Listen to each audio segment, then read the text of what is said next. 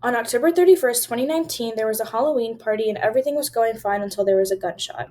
Immediately after the gunshot, a lot of the crowd left and only those who were close to the owner of the house remained. A duck, a hippie, Cusco, a football player, a fighter pilot, and a basketball player were all left at the crime scene when the police showed up. Minnie Mouse was shot and was bleeding on the ground.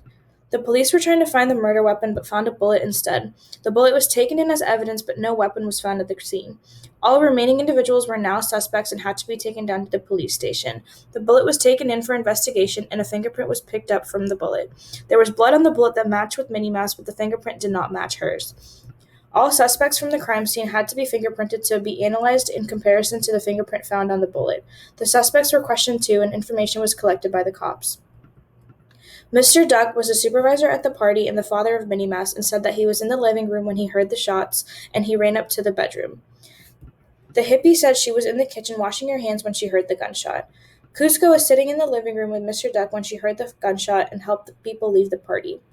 The football player was already upstairs when the gunshot went off and then ran to the room that it occurred in. The fighter pilot was in the bathroom when the gunshot went off.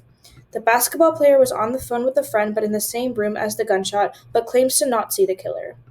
When re-questioned, Mr. Duck also stated that he was sitting by himself on the living room sofa and did not see Cusco till the police arrived. The kitchen is close to the living room as well, and Hippie says that she saw a rush of people going out the front door, but also thought that the fighter pilot left.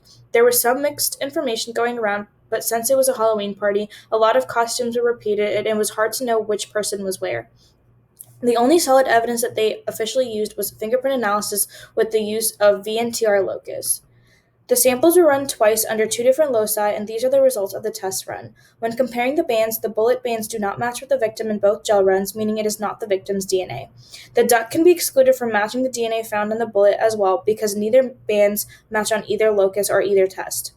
However, when looking at the bands of the victim and Mr. Duck, you can see that they are related because they share a band in both gels. As a child, the victim would have received a band from each parent, and the victim shares a band with the duck in both runs.